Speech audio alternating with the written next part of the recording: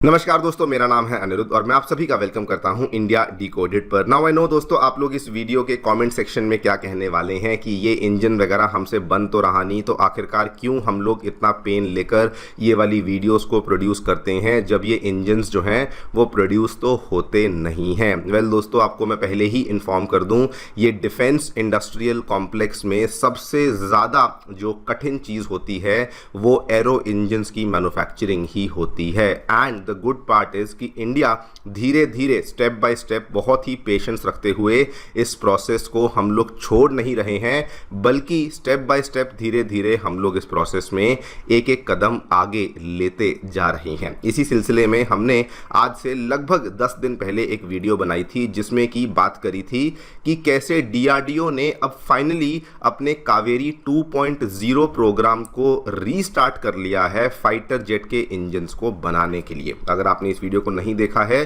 तो जाकर के जरूर देखिएगा। और आज दोस्तों वहीं से एक बहुत ही ज़्यादा, इनफैक्ट एक नहीं दो बहुत ही ज़्यादा शानदार और वेलकमिंग डेवलपमेंट सामने आई हैं। सबसे पहले तो वही जो कावेरी 2.0 वाला इंजन था उसको लेकर अब बताया गया है कि डीआरडीओ उसके लिए एक कंप्लीटली नया कोर है जो कि प्लान कर रही है, सो दैट आगे चल कर के डेफिनेटिव तरीके से, स्पेसिफिक तरीके से जो अमेरिका से आने वाले इंजन्स हैं उनके ऊपर हमारी निर्भरता कंप्लीटली हर तरीके से समाप्त हो ही सके। आप लोग यहाँ पे देख सकते हैं डिफेंस मैगजीन्स के द्वारा इसको कवर किया जा रहा है। GTRE यानी कि डीआरडीओ के तहत आने वाली लेबोरेटरी, उनके द्वारा एनविजन किया गया है new core for Kaveri 2.0 to replace the F404 engines. इसके बारे में तो हम लोग चर्चा करेंगे ही करेंगे कि ये नई कोर क्या है, क्यों इसको आखिरकार प्लान किया जा रहा है, इसके क्या एडवांटेजेस हमें होने वाले हैं।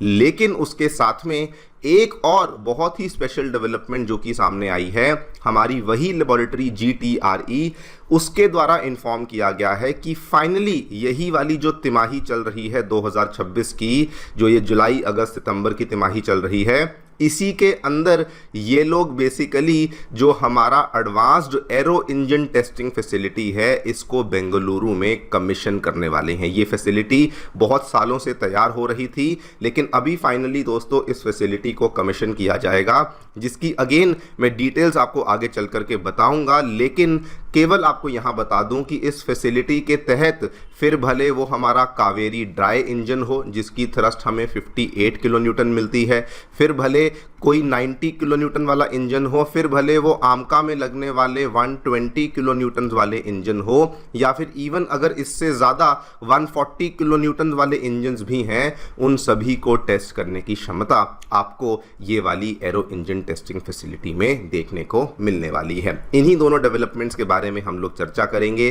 क्या देखने को मिला है, what is the reasoning behind Kaveri 2.0 के पीछे नया कोर हम लोग क्यों ला रहे हैं, और ये नई टेस्टिंग फैसिलिटी आखिरकार क्या है, क्या इसके हमें फायदे होने वाले हैं। आइए शुरू करते हैं दोस्तों मेरे साथ। मेरा नाम है अनिरुद्ध। यदि आप लोग हमें फॉलो करना चाहते हैं तो दिए गए टेलीग्राम चैनल के माध्यम से ऐसा कर सकते हैं। अगर आपको हमारा कंटेंट पसंद आता है तो दिए गए QR कोड के माध्यम से हमें कंट्रीब्यूट भी कर सकते हैं। All right, directly coming to the news, क्या देखने मिला है दोस्तों, इंडिया अपने इंडिजिनस फाइटर इंजन प्रोग्राम को लेके विद पैसिंग ऑफ टाइम और भी ज़्यादा सीरियस होता जा रहा है। और ये दोनों डेवलपमेंट्स इस चीज़ को बड़ा क्लियरली दिखाती हैं कि अब हमारी जो डीआरडीओ की GTRE gas turbine research establishment वाली लेबोरेटरी है, ये मेयरली पुराने कावेरी इंजन को फिक्स करने की कोशिश नहीं कर रही, बल्कि ये अब उसी कावेरी इंजन के अराउंड एक नया नेक्स्ट जनरेशन का इकोसिस्टम बनाने का जो प्रयास है वो किया जा रहा है। दो डेवलपमेंट्स जो कि सामने आई हैं,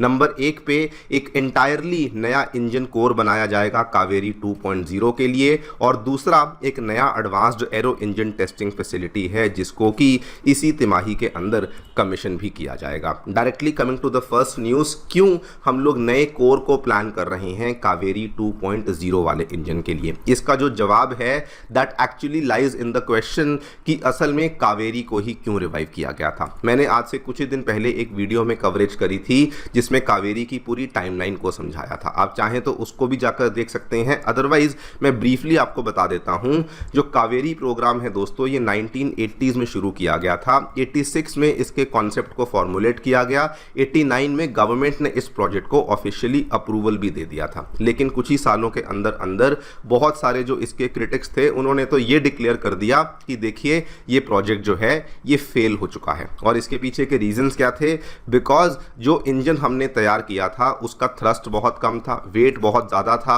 हाई टेम्परेचर मेटलर्जी को वो सह नहीं पाता था, टरबाइन ब्लेड जो है वो फेल होते जा रहे थे। और उसी टाइम पे गवर्नमेंट ने साथ में ये भी कहा कि चलिए ठीक है, एक बार के लिए हम इस प्रोजेक्ट को यहाँ पे रोक देते हैं, पॉज कर देते हैं, और हमारी जो इंजन की रिक्वायरमेंट है उसके लिए उन्होंने अमेरिका की जानी मानी कंपनी जीई एरोस्पेस के साथ एक बड़ी डील को कर लिया, जिसके तहत हम लोग जीई से उनके F404 इंजन को लेने वाले थे। उस टाइम पे बहुत लोगों को लगा कि कावेरी का जो इंजन है वो कंप्लीटली अब वो प्रोग्राम बंद हो चुका है, लेकिन दोस्तों कावेरी 2.0 वहीं से निकल कर आया, बिकॉज बैकएंड में जीटीआरई उसके ऊपर काम कर रही थी। बैकएंड में जो भी कमियां पेशियां थी, जैसे कि थ्रस्ट कम थी, वेट ज़्यादा था, इन चीज़ों के ऊपर काम किया जा रहा था। और अब जब अमेरिका के साथ हुई डील में अमेरिका ने भी इंजन्स को देने में बहुत ज़्यादा देरी करनी शुरू कर दी, इंजन के प्राइसेस को बढ़ाना शुरू कर दिया, उस टाइम पे कावेरी 2.0 को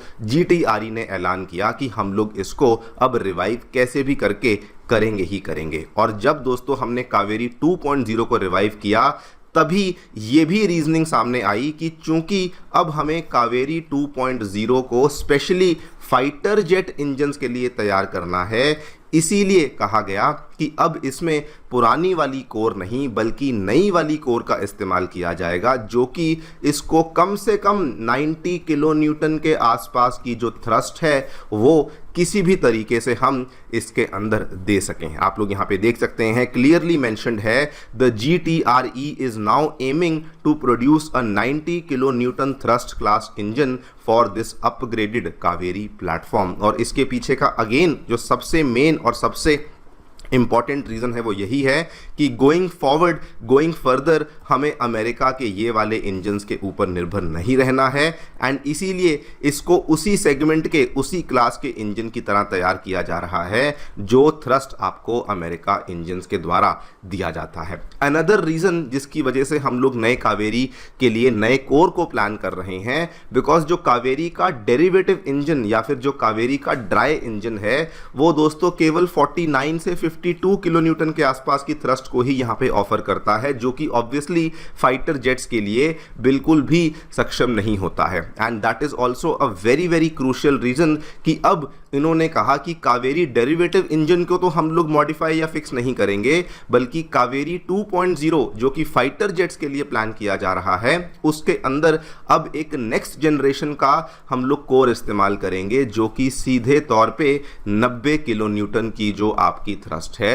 वो यहाँ पे दे सकेगा। और इसके लिए डीआरडीओ कर क्या रहा है वो भी आपको बता दूं। इंजीनियर्स दोस्तों हेविली कंसंट्रेट कर रहे हैं on boosting the high pressure compressor, और ये सबसे इंपॉर्टेंट कंपोनेंट होता है जो कि अल्टीमेटली डिसाइड करता है कि ओवरऑल थ्रस्ट और ओवरऑल फ्यूल एफिशिएंसी इंजन की क्या होने वाली है। कंप्रेशर प्रेशर रेशियो को इंक्रीज करने के लिए वो लोग उसके अंदर जो एडवांस्ड एरोडायनेमिक शेप्स हैं, मॉडर्न ब्लिस्क्स हैं, उन सब चीज़ों का भी इस्तेमाल करेंगे, सो दैट जो थ्रस्ट है वो बढ़ सके और जो वेट है वो यहाँ पर कम हो सके। इसी बेसिस पे कहा यह भी जा रहा है कि जो नया आने वाला इंजन होगा उसका कंप्रेसर कंप्लीटली डिफरेंट होगा, कंबशन चेंबर डिफरेंट होगा, मॉडर्न हाई प्रेशर टर्बाइन होगी, इंप्रूव्ड मटेरियल्स होंगे, सिग्निफिकेंटली इंप्रूव्ड प्रेशर रेशियोज होंगे। ये सारी की सारी चीज़ें आपको इस नए वाले इंजन में देखने को मिलने वाली हैं। एंड इसके साथ ही में एक और डेवलपमेंट जो कि हमारे इंजन वाले इकोसिस्टम से सामने आई है वो है कि फाइनली जो new arrow engine testing facility है, जो कि अभी तक इंडिया की बहुत बड़ी वीकनेस थी कि हमारे पास टेस्टिंग इंफ्रास्ट्रक्चर अवेलेबल नहीं था, उसमें एक बहुत इंपॉर्टेंट कंपोनेंट अब हम लोग यहाँ पर पूरा करने वाले हैं। जीटीआरई ने खुद इस चीज़ को कंफर्म किया कि एक modern arrow engine testing complex है जो कि 2026 की तीसरी तिमाही के अंदर हम लोग इसको कमीशन करने वाले हैं। ये एग्जैक्टली कहाँ आने वाली है? बेंगलुरु अर्बन का एक दोस्तों सबब कह लीजिए या फिर एक एरिया कह लीजिए, राजन कुंटे के नाम से, जो लोग बेंगलुरु में रहते होंगे उनको मालूम होगा, वहीं पर एग्जैक्टली ये वाला एरो इंजन टेस्टिंग फैसिलिटी है जो कि फाइनली कमीशन किया जाएगा। फैसिलिटी क्या कुछ करेगी, ये सारी बातें आप लोग यहाँ पे देख सकते हैं, लेकिन more specifically and more importantly ये वाली जो टेस्ट फैसिलिटी है इसको इस तरीके से बनाया गया है कि कावेरी इंजन का जो ड्राई वर्जन है उसके जो अपग्रेडेड वर्जन है, आने वाला जो 90 किलो न्यूटन का वर्जन है, आने वाले जो 110-120 किलो न्यूटन के आमका के इंजन हैं, फिर भले फ्रांस के साथ मिलकर बनाएं, फिर भले अमेरिका के साथ मिलकर बनाएं, फिर भले रॉल्स रॉयस के साथ मिलकर बनाएं, उनकी टेस्टिंग, और अगर कोई भी नेक्स्ट जनरेशन का मिलिट्री इंजन है, इन सभी की जो ग्राउंड पे टेस्टिंग होती है उन सभी टेस्टिंग्स को ये वाले एरो इंजन टेस्टिंग फैसिलिटी के अंदर कैरी आउट किया जा सकेगा। इसमें यह भी एक बहुत खास बात है जो कि अगेन बहुत ही इसकी यूनिक बात बन जाती है। ये दोस्तों ऐसा नहीं कि एक टाइम पे केवल एक ही इंजन को टेस्ट कर पाएंगे, इसमें 2 इंडिपेंडेंट इंजन टेस्ट सेल्स को बनाया जाएगा, मतलब कि 2 अलग अलग आपके यहाँ पे टेस्टिंग सेल्स होंगे। यानी कि अगर एक टाइम पे आप एक टेस्टिंग सेल में कावेरी